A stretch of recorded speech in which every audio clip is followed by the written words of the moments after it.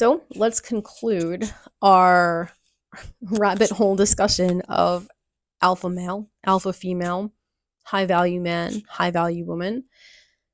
I think ultimately, again, the definitions of each of them maybe have a little bit to be lacking, but then once you really drill down into what characteristics and traits and behaviors are expected from all of these different like siloed people, essentially, it's all the same thing. um I think one thing to be really aware of is that alphas tend to be servant leaders, essentially, like leading from the front, willing to sacrifice for their tribe or troop. Um, and they are not bullies or tyrants. Alpha females are not bitches. Alpha males are not assholes. Like, I've unfortunately known a number of people in my lifetime who glorify those things. Yeah, I'm a bitch, or like, oh yeah, I'm an asshole. Brr, brr, brr. Like, none of that makes you alpha, and none of that makes you high value. That kind of like devalues you a little bit, if you want to like stay with the term value, which I don't like. um because you shouldn't have to be boastful, and when you are boastful, that speaks to deep rooted insecurities. So if you are an alpha, or if you are a high value person, you don't have to sell yourself out there to people, or explain yourself, or defend yourself and the way that you exist to people, because the people who are also high value, or who are looking for leadership, will automatically look to you and recognize that in you. The people who take issue with this, well, let me back it up for a second. I feel like the people who need to say that they're alpha, or say that they're high value, or joke about being a bitch or an asshole, they're kind of like beta-ish, where, I mean, there's nothing wrong with that, right? Like, we need all types of people in society, and it's really, I think, a matter of understanding and being okay with, like, hey, I'm not alpha, but we need alphas, whether that's male or female. I might not be at the place or point in my life yet where I am high value and can expect a high value person to be interested in me, but I can work towards that. And nowhere in any of this does it say, oh, a high value man or a high value woman makes X amount of money, or works these types of jobs, or anything like that. So you can be high value and or alpha, and just be like a regular human being walking around this world. And I think that message is also lost as well.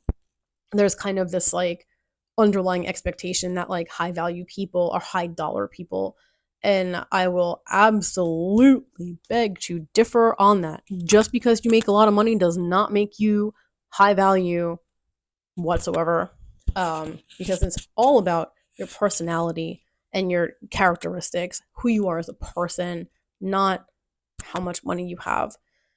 So, anyway, to hopefully, again, conclude, until I get like another bug up my butt about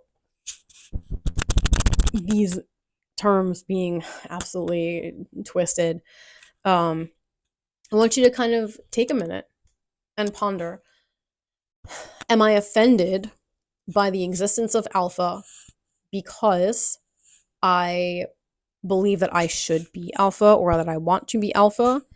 Have I been maybe hurt or bullied by somebody who presented themselves as alpha, but then recognize that like those aren't alphas? Alphas are not bullies. Um, and also, what characteristics can I grow in order to feel more comfortable with where my role is, right? Not everybody has to be alpha. People can't all be alphas. Again, I will say this a million times. We can't all be alphas. The majority of the population has to be something not alpha, something lower than alpha on the social hierarchy, if you will. Beta, omegas, whatever other letters you want to throw in there. Because without that, without them, without the rest of us, society wouldn't work. You can't have a bunch of alphas leading nobody. You can't have leaders with nobody to lead. That does not work, because then eventually, if it's everybody's alpha, then at some point somebody has to come out of that hierarchy to lead. And then look at what you have now. You have a bunch of betas or omegas or whatever following an alpha. That's just how it works. And it's okay. Again, it is okay if you are not alpha. And it is okay if you are alpha. If you're a high value man, if you're a high value woman, it is okay to be that unapologetically. And it's also okay to not be there yet. These are things that you can, there's traits that you can grow in order to become closer to that, right? You can also kind of be, I would say probably like halfway between alpha and beta, right? Like you can exemplify the characteristics without having to actually take like responsibility for leadership, if that makes sense. But I think that that's also maybe a little bit more beta-ish than not. Like if something happens to alpha, you can step up, but like you're just cool like being right here, you know? So that's as high as non-alpha people can get. And anything, you know, below that is just people who are bettering themselves, right? So there's never anything wrong with the pursuit of bettering yourself. There is something wrong with trying to cut down and undermine the people who have done the work because you can't do the work yet. You're not in a place to do the work. You are maybe experiencing some things that make it really difficult for you to do the work. But let that be your journey and leave everybody else alone.